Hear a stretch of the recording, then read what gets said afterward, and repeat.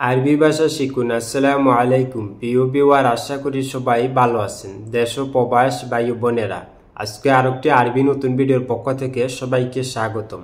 আজকের আরবিমূলক ভিডিও আমরা যারা নতুন তাদের জন্য খুবই গুরুত্বপূর্ণ, কাজের ক্ষেত্রে চলাফেরার ক্ষেত্রে প্রয়োজন। প্রথমে আরবি ভাষার নিচে আরবি শব্দ, পরবর্তীতে বাংলা ভাষার নিচে বাংলা শব্দ, যাতে আমাদের বুঝতে সহজ হয়।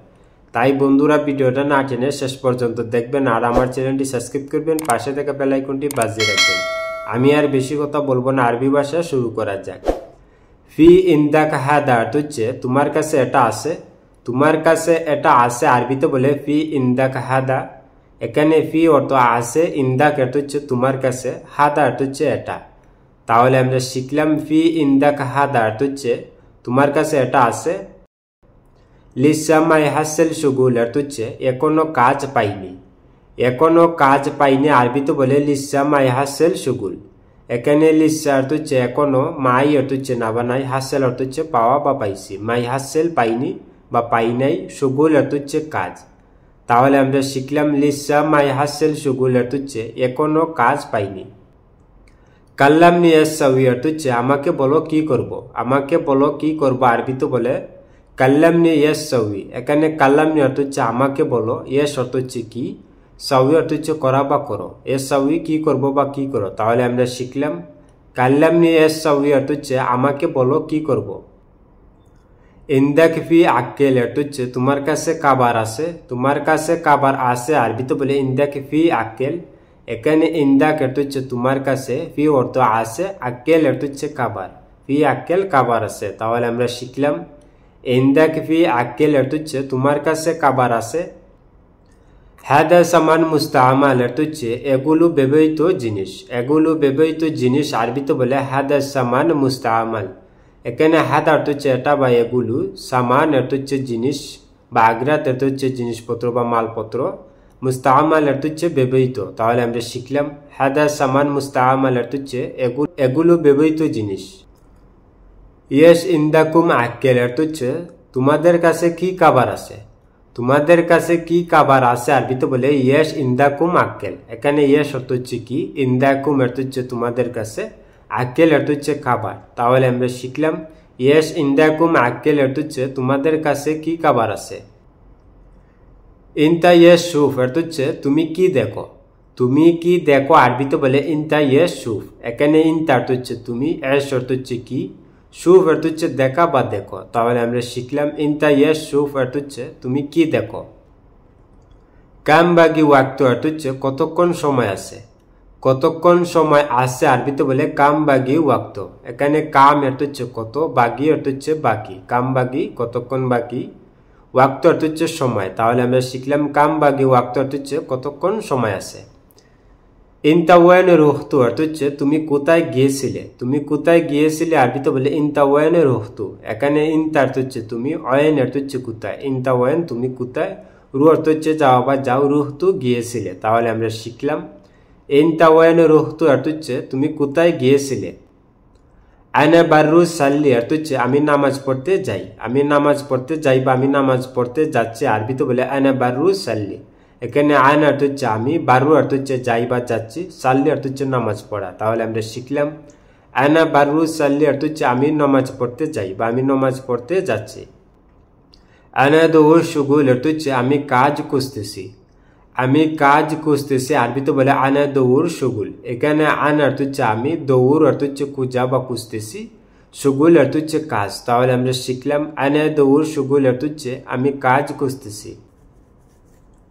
আনা এহতাজ হাদা অর্থ হচ্ছে এটা আমার প্রয়োজন, এটা আমার প্রয়োজন আরবিতে বলে আনা এহতাজ হাদা। এখানে আনা অর্থ হচ্ছে আমি বা আমার, এহতাজ অর্থ হচ্ছে প্রয়োজন, হাদা অর্থ হচ্ছে এটা। তাহলে আমরা শিখলাম আনা এহতাজ হাদা অর্থ হচ্ছে এটা আমার প্রয়োজন। হালিয়ান মাফি শাইতানি অর্থ হচ্ছে আপাতত আর কিছু নাই, আপাতত আর কিছু নাই আরবিতে বলে হালিয়ান মাফি শাইতানি। হালিয়ান অর্থ হচ্ছে আপাতত, মাফি অর্থ হচ্ছে না বা নাই, হালিয়ান মাফি আপাতত নাই, সাই অর্থ হচ্ছে কিছু, তানি অর্থ হচ্ছে আর বা অন্য, শাইতানি আর কিছু বা অন্য কিছু। তাহলে আমরা শিখলাম হালিয়ান মাফি শাইতানি অর্থ হচ্ছে আপাতত আর কিছু নাই। আনা গাবল সাবে সুগুল কাহারাবা অর্থ হচ্ছে আমি আগে বিদ্যুতের কাজ করতাম, আমি আগে বিদ্যুতের কাজ করতাম আরবিতে বলে আনা গাবল সাউই শুগুল কাহারাবা। এখানে আন অর্থ হচ্ছে আমি, গাবল অর্থ হচ্ছে আগে, আনা গাবল আমি আগে, সাউই অর্থ হচ্ছে করাবা করতাম, শুগুল অর্থ হচ্ছে কাজ, কাহারাবা অর্থ হচ্ছে কারেন্ট। সাউই শুগুল কাহারাবা বিদ্যুতের কাজ করতাম। তাহলে আমরা শিখলাম আনা গাবল সাউই শুগুল কাহারাবা অর্থ হচ্ছে আমি আগে বিদ্যুতের কাজ করতাম। ওয়েন শুগুল হাগ্গাক অর্থ হচ্ছে তোমার কাজ কোথায়, তোমার কাজ কোথায় আরবিতে বলে ওয়েন শুগুল হাগ্গাক। এখানে ওয়েন অর্থ হচ্ছে কোথায়, শুগুল অর্থ হচ্ছে কাজ, হাগ্গাক অর্থ হচ্ছে তোমার। তাহলে আমরা শিখলাম ওয়েন শুগুল হাগ্গাক অর্থ হচ্ছে তোমার কাজ কোথায়। ফি মিনুত কা ওয়াহাদ রকম অর্থ হচ্ছে 1 নম্বর এরিয়াতে। 1 নম্বর এরিয়াতে আরবিতে বলে ফি মিনুত কা ওয়াহাদ রকম। এখানে ফি মিনুত কা অর্থ হচ্ছে এরিয়া বা এলাকা, ওয়াহাদ অর্থ হচ্ছে 1, নাম্বার অর্থ হচ্ছে রকম অর্থ হচ্ছে নাম্বার, ওয়াহাদ রকম 1 নম্বর। তাহলে আমরা শিখলাম ফি মিনুত কা ওয়াহাদ রকম অর্থ হচ্ছে 1 নম্বর এরিয়াতে।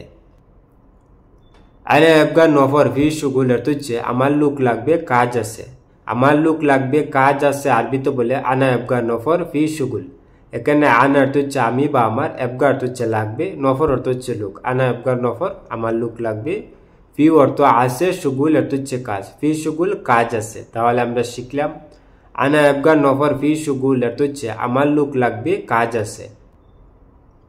হাদা ফাকাত ইনতালি অর্থ হচ্ছে এটা শুধু তোমার জন্য, এটা শুধু তোমার জন্য আরবিতে বলে হাদা ফাকাত ইনতালি।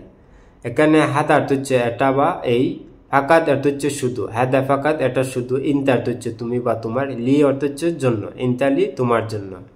তাহলে আমরা শিখলাম হাদা ফাকাত ইনতালি অর্থ হচ্ছে এটা শুধু তোমার জন্য বা এটা মাত্র তোমার জন্য। বাররা কেফ সাউই শুগুল অর্থ হচ্ছে বাহিরে কিভাবে কাজ করব, বাহিরে কিভাবে কাজ করব আরবিতে বললে বাররা কেফ সাউই শুগুল।